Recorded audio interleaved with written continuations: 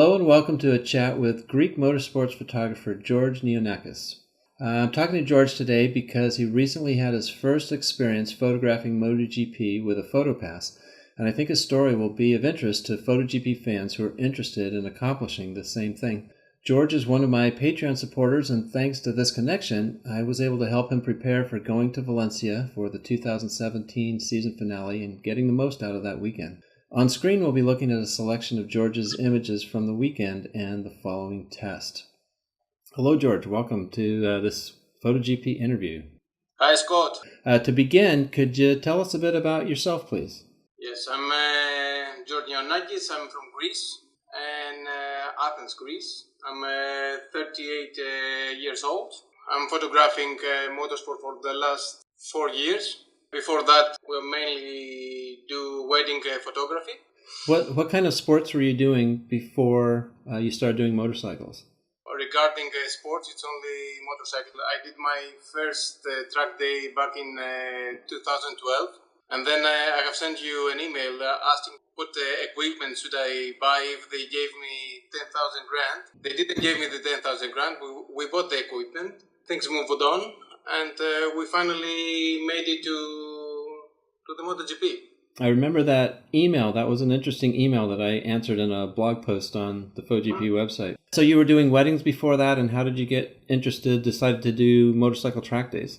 I always loved motorcycles. So it was a combination of photography and of two passions probably, motorcycles and photography. A friend of mine organized a track day in the best circuit in Greece, in Ceres, which is a little strange because it is approximately 1,000 kilometers far from the capital. We do little strange things in Greece, and it was a really nice experience. I enjoyed it a lot. And after that, it was always on my mind. 2 years ago, together with my girlfriend, we made Apex Photography. We began to shoot track days in Athens. So we did our preparation. We thought we did. We managed to work for some magazines. And we both went to Valencia for our first introduction to the fast world. So that's a good point. We should mention that some of the pictures that we're seeing are Katya's and some of yours. Okay, so let's talk about your first experience in MotoGP with a PhotoPass. What was it like getting there and going through the experience of checking in and being at Valencia for the first time? As I described it to my friends, first of all, it was, I think, the right decision to go to Valencia because it has also the official test. So you have an extended period of working with MotoGP. And because in Greece the level is really low in motorsport, so the circumstances that you are working are really different than a World Championship circuit. So we went to to Valencia, and for the first 15 minutes we were trying to enter the circuit. We described the experience as like the man on the Google Maps, that you get the person and you leave it, but we couldn't realize that we were there. I was really shocked by the whole organization, how many people they were, how many people who were in the media center, the equipment of the other photographers. I was really a newbie. This was the experience from the outside. And when we managed to get inside, which was not really organized regarding that, waiting for the shuttle van to go for the first Moto3 practice, the driver there weren't any drivers, so we waited 30 minutes. I could hear the motorcycles, but we couldn't shoot. So I went to turn 2 in Valencia for my first experience, first free practice. I said to Katya, okay, let's go back home. It was totally different. The speed, the distance that we were used to shoot, everything was different. I couldn't believe it. I was chipping on my camera and I couldn't find the photo. And I was like, what is going on? I couldn't understand. We can shoot as low as 1/3 of a second, 1/5 of the second here in Greece. And I was having trouble to nail the focus 1 to 250. I couldn't. And I realized that I had on my mind that the drivers will be really smooth, and they are really smooth, but they either decelerate or accelerate. So there is a really small gap that they keep the same speed in order to be able to track them easily. And also the track, because it has elevations, which we don't have in Greece, it's really flat, and we are really narrow to the circuit. We're really near to the circuit, probably 10 meters from the circuit. Not safe, but close. But there we were on crop sensors at 400 millimeters, and we have to crop it even further. So everything was more difficult. So the first day was kind of I thought it was a disaster. It wasn't so bad, but the feeling, I was feeling really let down. For the second day, it was even better. The third day was the race. And then we went to the official test. It was really good that we didn't have a time pressure we didn't have a client that needed the photographs immediately. This was really good because we had the time to practice. What I realized was that when I was in Greece and I watched many MotoGP photographers, I was judging the photography only by its quality. But now I understand that there is a huge time pressure for some people. And this is, they don't have the luxury to go in a corner and sit 45 minutes and wait to do one good photo. They have to live, they have to be spot on. So I told you that my admiration towards your work and the other colleagues, it's even better now that I understand the environment. You think that you have 3 days and okay, you have time, but you don't have time. Yeah. They were running like crazy. Yeah. I think that's a good point, and a common misconception or something that people don't realize about that is when you watch on TV, it seems like there are bikes out there all the time, but especially like if you limit yourself to a single class, if you're just going to shoot MotoGP, yes, you have 2 sessions a day that are less than an hour each, and it sounds like that's plenty of time just to think about it. Well, you could get a lot done in 2 hours, but when you factor in having to get to the place, trying to move from position to position, did you find that the sessions went quickly? I didn't understand when they began, when they ended. It was chaos. You need to be really, really organized. Experience matters a lot in a circuit to know where to go. Especially, I tried to rob a scooter 3-4 times. I was really jealous of the scooters because if you want to move, even with the shuttle vans, it isn't easy. There are stuff that either I have seen it in a previous interview that you said that when I go to a Grand Prix, I look at the light and think of the hour that I will be there and try to figure out which corner. And this is really, really important. I realized that how much it changed the photography. Motorsport sounds easy, but because you don't have the freedom to go everywhere you want, you have to limit yourself and find within that limit the good image. If you add the extra pressure of the time, it comes to become a real struggle.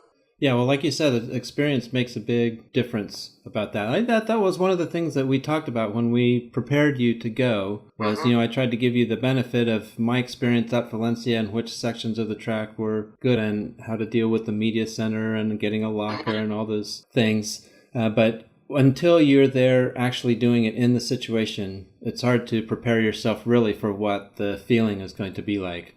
I was laughing at myself because everybody there's probably I knew them. I knew their faces because I have seen them somewhere. I knew 90% of the people that I saw. Oh, this is the Michelin guy. This is and nobody knew me, and I was like, inside there.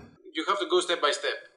I can say I'm a really anxious guy, but this time I managed to enjoy that I'm a newbie. I'm a rookie. And you said to me, when we did our Skype call, that just enjoy. Go for your first MotoGP and enjoy it. You cannot be perfect. When you don't have the experience, you cannot go and be ready. So how many pictures did you and Katya take? I think we did in 5 days 32,000 photos. 32,000 photos. Well, I'd like to congratulate you, George, because to my knowledge, that is a record. I've never heard of anyone taking that many pictures on a race weekend. That includes the test, though, right? It's not just the 3 days. Yes. And it's 2 people, so it's 15,000. Because I do track day photography, I'm used in taking large amount of pictures. And motorsport produces a big amount of pictures. We had also a problem. I had a problem with my laptop, and photo mechanic didn't work. So the first 2 days, I didn't manage to see my photos. And this was really bad because I had a bad feeling inside me that it didn't go well, and I couldn't see the mistakes of the first day in order to be better for the second. So this you didn't mention that to me before. I didn't realize that, because that's a vital part of preparing for the next day, is looking at what you did on a certain day, seeing what that section of the track looked like, seeing what your camera settings produced, especially being in MotoGP for the first time and dealing with those conditions. So I find it's remarkable that your pictures came out as well as they did, given that you didn't have that opportunity to prepare yourself for the next day. Besides that, we were really exhausted because we were shooting Moto 3, Moto 2. The initial plan was to be able to do more stuff in the paddock and the pits. But because the feeling of when shooting the action was not good, I said to myself, okay, let's take the experience. So Moto 3, Moto 2, MotoGP, Moto 3. So it was 32,000 photographies for all 3 classes. Yeah. So now that you've had that experience, you've had time to look at the pictures, what do you feel like you would do differently at your next MotoGP race? For sure, I will try to have my own transportation. Except that, try to walk the circuit in a Wednesday or Thursday in order to have. I knew the circuit, but I didn't know it photographically. So each day I went to a new place and I said, this is nice.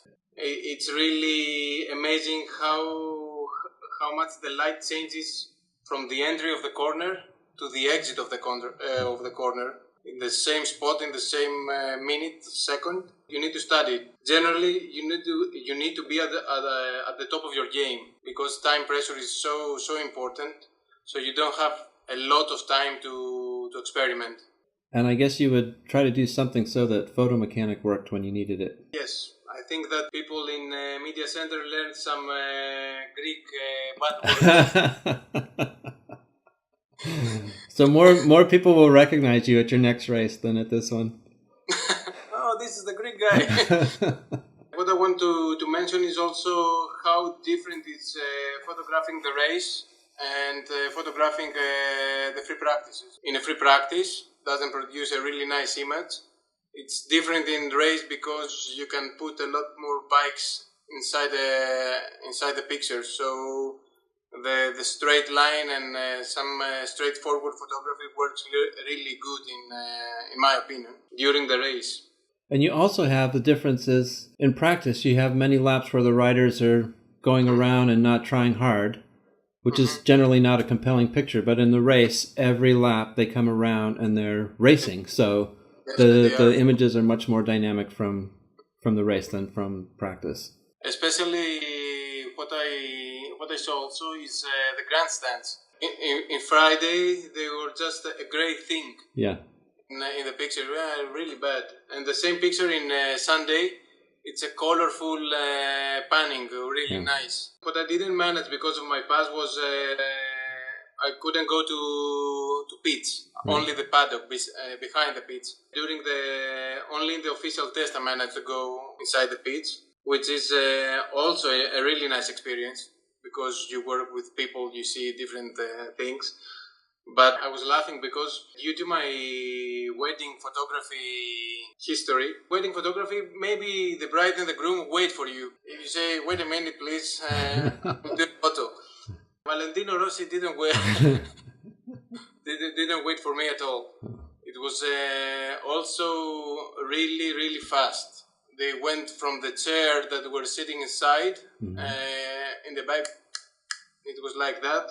And you have, and I imagine during the weekend, it's a lot more difficult because a lot more people are in the pits. In the official test was okay. It was quiet. Even that, you were with someone near you, the television, the mechanic that was holding the space, and you have to be ready. Yeah, imagine that with 10 times as many people there. Yes. It's a challenging environment for sure. As you said in your audio diaries, things in the races have become more strict for the photographers. I didn't experience that, luckily. It was nice. It was nice inside the pits. It produces really nice images. Yeah. You can do really nice stuff.